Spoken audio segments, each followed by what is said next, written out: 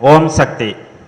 அருள்மிகு லலிதா செல்வாம்பிகை அம்மன் அருள் ஆசையுடன் சென்னை விவாக சங்கமம் இன்றைய தினம் திருவண்ணாமலையில் நடத்தி கொண்டிருக்கின்ற இந்த இனிய சுயமரம் நிகழ்ச்சிக்கு வருகை தந்திருக்கின்ற உங்கள் அனைவரையும் வருக வருக என வரவேற்று எனது அன்பார்ந்த வணக்கத்தினை தெரிவித்துக் கொண்டு இனிய தமிழ் புத்தாண்டு வாழ்த்துக்களையும் தெரிவித்துக் கொள்கின்றேன். மேலும் இந்த நிகழ்ச்சியை இங்கு சிறப்பாக நடத்தி கொண்டிருக்கின்ற சென்னை விவாக சங்கமத்தினுடைய நிறுவனர் அன்பிற்கும் பாசத்திற்கும் உரிய திரு சங்கர் கணேஷ் அவர்களுக்கு வாழ்த்துக்களையும் பாராட்டுக்களையும் இந்த நேரத்தில் தெரிவித்துக் கொள்ள கடமைப்பட்டிருக்கின்றேன். இந்த நிகழ்ச்சியிலே வருகை தந்திருக்கின்ற வரன்கள், அவர்களுடைய பெற்றோர்கள் ஒவ்வொருவராக மேடைக்கு வரவழைக்கப்பட்டு அறிமுகம் செய்ய இருக்கிறார்கள். இந்த நிகழ்ச்சியின் இடையிடையே ஜோதிடம் தொடர்பான பல்வேறு விளக்கங்கள் அளிக்க இருக்கின்றோம். அதோடு மட்டுமல்லாமல் உங்களுடைய சந்தேகங்களுக்கும் விளக்கம் அளிக்க இருக்கின்றோம். அந்த வகையிலே முதலாவதாக, ஒரு குடும்பத்தில் திருமணத்திற்கு தயாரான நிலையில் ஆணோ பெண்ணோ தயாராக இருக்கும் பொழுது பெற்றோர்கள் செய்ய வேண்டிய முதல் பணி அந்த வரனுக்கு உண்டான ஒரு பயோடேட்டா தயாரிக்க வேண்டியது. அந்த பயோடேட்டா ப்ரொஃபைலில் உங்கள் எல்லாமே நீங்கள் தயார் பண்ணி வச்சுருப்பீங்க, பதிவு பண்ணி வச்சுருப்பீங்க. இருந்தாலும் பெயர், பிறந்த தேதி, பிறந்த நேரம், பிறந்த இடம், படிப்பு, உத்தியோகம், ஆண்டு வருமானம், முகவரி, தொடர்பு கொள்ள வேண்டிய தொலைபேசி எண், இதெல்லாம் போட்டுகிட்டே வந்துட்டு லாஸ்ட்டில் 2 கட்டம் போடுவோம். ஜாதகத்தில் இருக்கக்கூடிய ராசி கட்டம் அண்டு நவாம்ச கட்டம். இந்த கட்டம்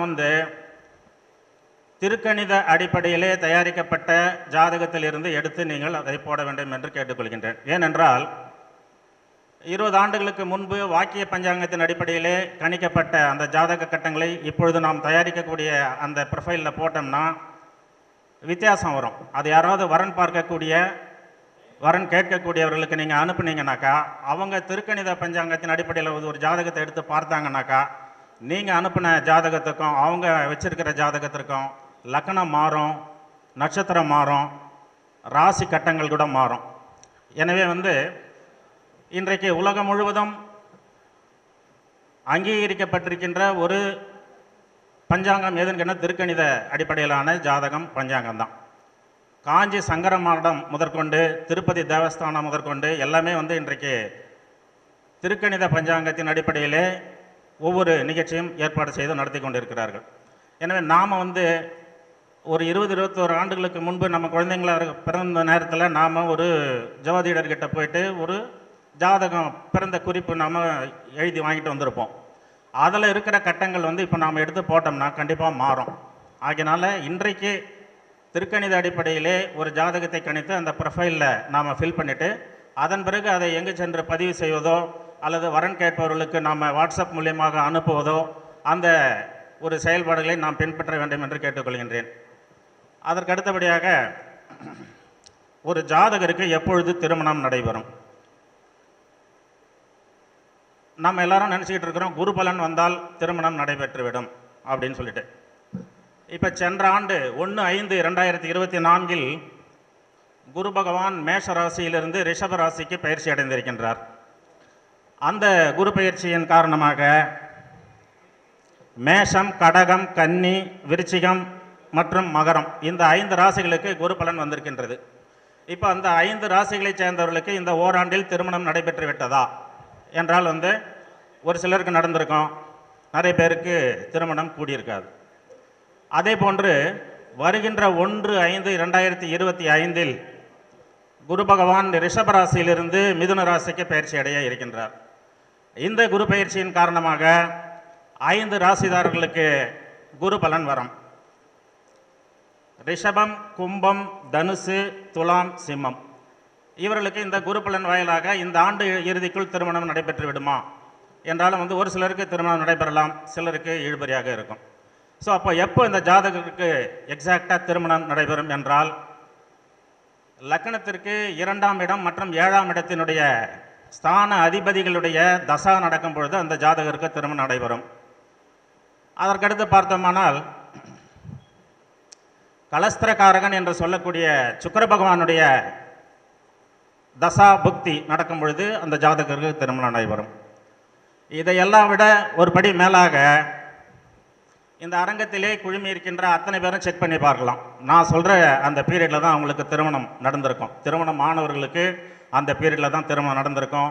திருமணம் ஆகாதவர்களுக்கு இப்போ சொல்லக்கூடிய அந்த பீரியடில் தான் நிச்சயமாக திருமணம் நடைபெறும்.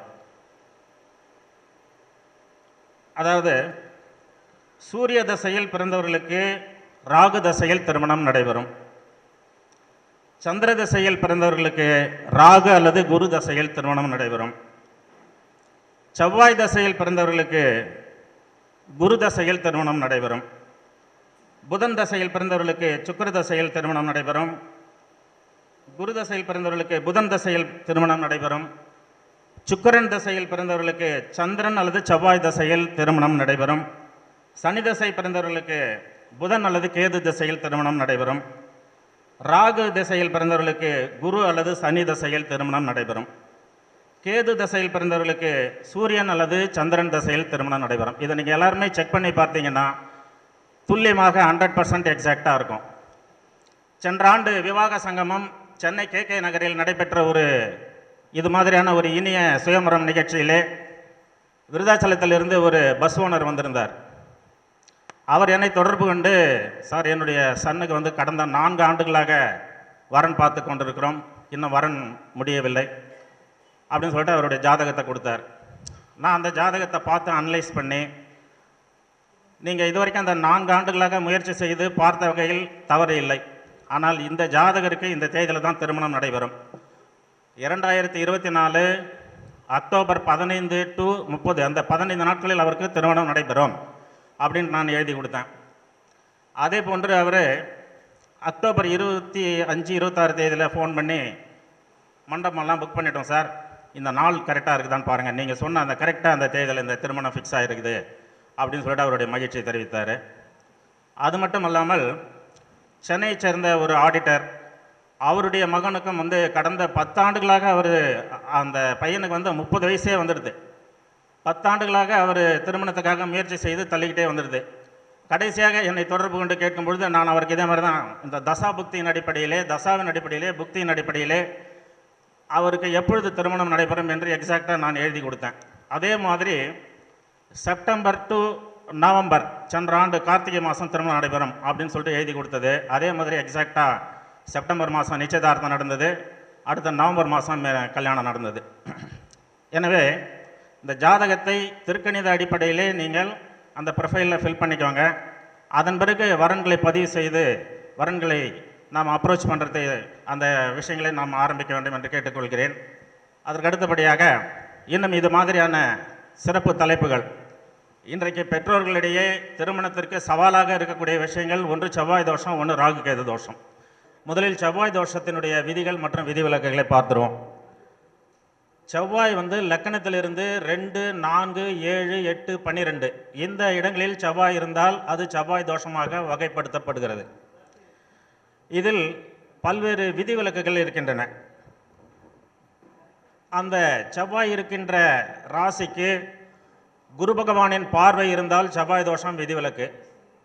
செவ்வாய் குருவுடன் சேர்ந்து இருந்தாலும் அது செவ்வாய் தோஷம் கிடையாது. மேஷம், விருச்சிகம் அண்டு சிம்மம் இந்த ஸ்தானங்களில் செவ்வாய் இருந்தால் அவர்களுக்கு செவ்வாய் தோஷம் கிடையாது. செவ்வாயுடன் வளர்பிறை சந்திரன் சேர்ந்திருந்தால், வளர்பிறை சந்திரன் என்பது ராசி கட்டத்திலே சூரியன் எந்த ஸ்தானத்தில் இருக்கின்றதோ அதிலிருந்து 7 கிளாக் வைஸ் டைரெக்ஷனில் வந்து 7 கட்டங்களுக்குள் சந்திரன் இருந்தால் அது வளர்பிறை சந்திரன். சூரியன் என்ற ராசியிலிருந்து 7 கட்டங்களை தாண்டி சந்திரன் இருந்தால் அது தேய்பிறை சந்திரன். அது மாதிரி சூரியனுடைய கட்டத்திலிருந்து செவ்வாயும் சந்திரனும் சேர்ந்து இருந்தால் அந்த ஜாதகருக்கு லக்கணத்திலிருந்து 2, 7, 8, 12 எங்கு இருந்தாலும் அது செவ்வாய் தோஷம் கிடையாது. மற்றொன்று கடகத்தில் செவ்வாய் இருக்குன்னு வச்சுங்க, அது 12வது பாகமாக இருந்தாலும் 7ஆம் பாகமாக இருந்தாலும் 8வது பாகமாக இருந்தாலும் கடகத்தில் செவ்வாய் நீசம் ஆகினால வந்து அது மாதிரியான இருக்கிற ஜாதகர்களுக்கு செவ்வாய் தோஷம் கிடையாது. இன்னொன்று உத்திரம், உத்திராடம், ரோகிணி, அஸ்தம், திருவோணம், அவிட்டம், மிருகசீரிஷம், சித்திரை இவர்களுக்கு செவ்வாய் தோஷமே கிடையாது. செவ்வாய் இந்த நட்சத்திரங்களிலே பிறந்தவர்களுக்கு செவ்வாய் தோஷம் என்பதே கிடையாது. ஏனென்றால் அவர்கள் சிறு வயதனாக 12 வயது இருக்கும் பொழுதே அவர்களுக்கு அந்த செவ்வாய் தசை முடிந்து விடுகிறது.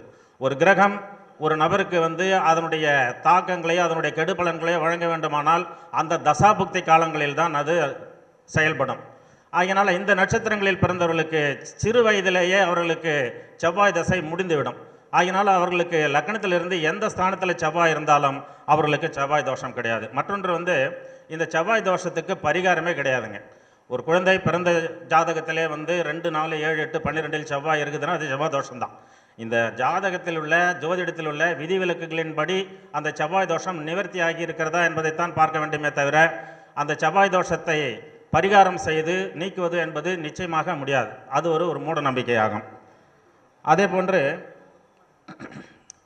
குரு லக்ன யோகாதிபதியாக இருந்தார், லக்னாதிபதியாக இருந்தால் நவாம்சத்தில் குருவின் வீடுகளான மீனம் மற்றும் தனுசு இந்த ராசியிலே செவ்வாய் இருந்தால் அவங்களுக்கெல்லாம் செவ்வாய் தோஷமே கிடையாது. ஆகினால நம்ம தாராளமாக செவ்வாய் தோஷம் நிவர்த்தி ஆகிவிட்டது என்று செவ்வாய் தோஷம் இல்லாதவரனை இந்த ஜாதகத்துடன் தாராளமாக இணைக்கலாம். அதற்கடுத்து ராகு கேது தோஷம் 1993, 92க்கு பிறந்த நபர்கள், ஆண் குழந்தைகள், பெண் குழந்தைகள் எல்லாருக்குமே கிட்டத்தட்ட 85% இந்த ராகு கேது தோஷம் வருது. என்னிடத்திலே வரக்கூடிய ஜாதகங்கள் எதை பார்த்தாலும் லக்னத்தில் ராகு, 7ஆம் இடம் கேது, லக்னத்திற்கு 2ஆம் இடம் ராகு, 8ஆம் இடம் கேது, இல்லைன்னா இப்படி ஆப்போசிட்டில் இருக்கும். இப்படி தான் 85%, 80% எல்லாருக்கும் அந்த மாதிரி வருதுங்க அந்த கிரக நிலைகள். ஸோ இந்த ராகு கேது தோஷத்திற்கும் எந்த விதமான பரிகாரமும் கிடையாது. நீங்கள் திருநாகேஸ்வரம் சென்று அந்த ராகு கேது தோஷ பரிகார பூஜையில் கலந்துக்கினாலும் சரி, காலஸ்திரி போயிட்டு பரிகார பூஜையில் கலந்துக்கிட்டாலும் சரி, அதுக்கு அந்த நிவர்த்தி கிடையாது. ராகு கேது தோஷத்திற்கு விதிகள் உள்ளது போன்று விதிவிலக்குகள் இருக்கின்றன. அந்த விதிவிலக்குகளின்படி நாம் ஜாதக பொருத்தத்தை பார்த்து இணைக்க வேண்டும், அவ்வளோதான். இப்போ 2 வரன் வந்திருக்கு. ஒரு ஜாதகத்தில் ராகு கேது தோஷம் இருக்குது, லக்னத்தில் ராகு, 7ஆம் இடம் கேது இருக்குது. இன்னொரு ஜாதகம் அந்த அமைப்பு இல்லை, ராகு கேது தோஷம் இல்லாத ஜாதகமாக இருக்குது.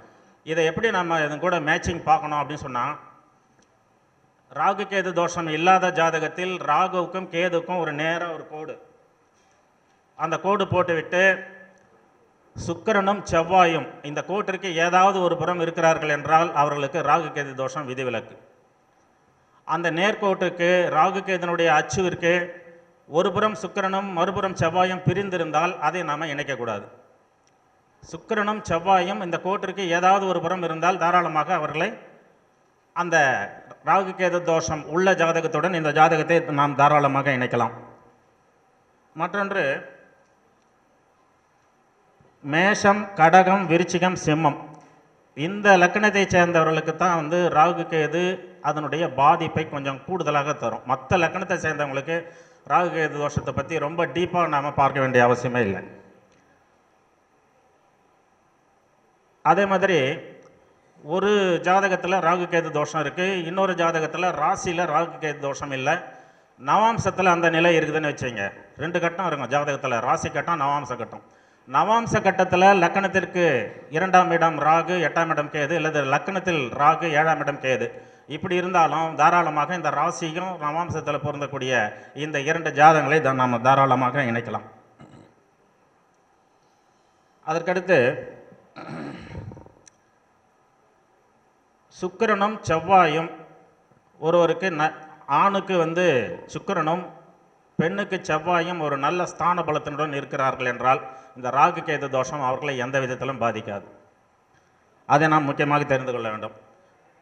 அதைவிட முக்கியமானது, பெண்ணுக்கு 27 வயதிற்கு மேலும் ஆணுக்கு 31 வயதுக்கு மேலும் ராகு கேது தோஷம் எந்த வேலையுமே செய்யாது, அதனுடைய பாதிப்பே அவங்களுக்கு இருக்காது.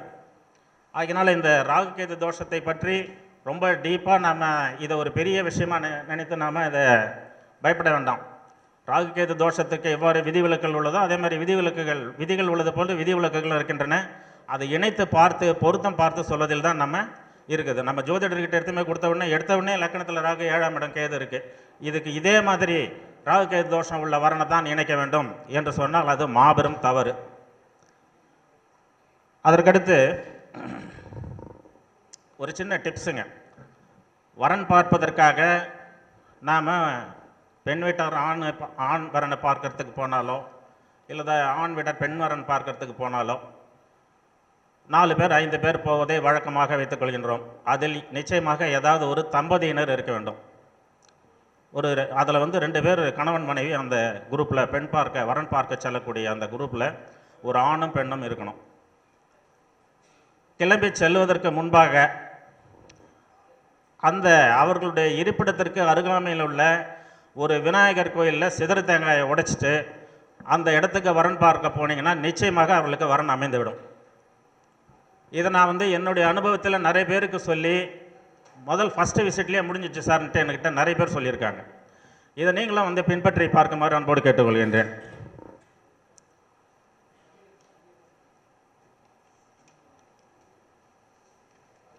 நமக்கு இப்போ ஒரே நட்சத்திரத்தில் ஆணும் பெண்ணும் இருக்காங்க சார், இது பொருந்துமா அப்படிங்கிறது எல்லாருக்கும் ஒரு சந்தேகம் வரும்.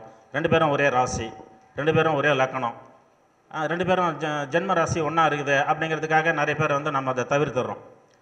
அதில் முக்கியமான விஷயம் ஆணும் பெண்ணும் ஒரே நட்சத்திரமாக இருக்காங்கன்னாக்கா இந்த நட்சத்திரமெல்லாம் கரெக்டாக பொருந்தும். ரோகிணி, திருவாதிரை, மகம், அஸ்தம், உத்திரட்டாதி, ரேவதி, விசாகம், திருவோணம் இந்த நட்சத்திரத்திலே ஆணும் பெண்ணும் இருக்காங்கன்னாக்கா மற்ற ஜாதக கட்டங்களை பார்த்து அந்த அம்ச கட்டங்கள் சிறப்பாக இருக்குதுன்னா தாராளமாக ஒரே நட்சத்திரமாக இருந்தாலும் திருமணத்தை செய்யலாம். இதில் 2 பேரும் ஒரே நட்சத்திரமாக இருந்தால் பொருந்தாத நட்சத்திரங்கள் என்று ஒரு சிலது இருக்கிறது. பரணி, ஆயில்யம், சுவாதி, கேட்டை, மூலம், அவிட்டம், சதயம், புரட்டாதி இந்த நட்சத்திரங்கள் ஆணும் பெண்ணும் ஒரே நட்சத்திரமாக இருந்தால் அவர்களை இணைப்பதை நாம் தவிர்க்க வேண்டும். அதே போன்று ராசி 2 பேரும் மேஷ ராசி, 2 பேரும் கடக ராசின்ட்டு அப்படியே மிரளுவாங்க. சிம்ம ராசி தவிர மீதி 11 ராசிகளும் ஆணும் பெண்ணும் ஒரே ராசியாக இருந்தால் தாராளமாக இணைக்கலாம். அதே போன்று சிம்ம லக்கணம் தவிர ஆணும் பெண்ணும் ஒரே லக்கணமாக இருந்தால் தாராளமாக இணைக்கலாம்.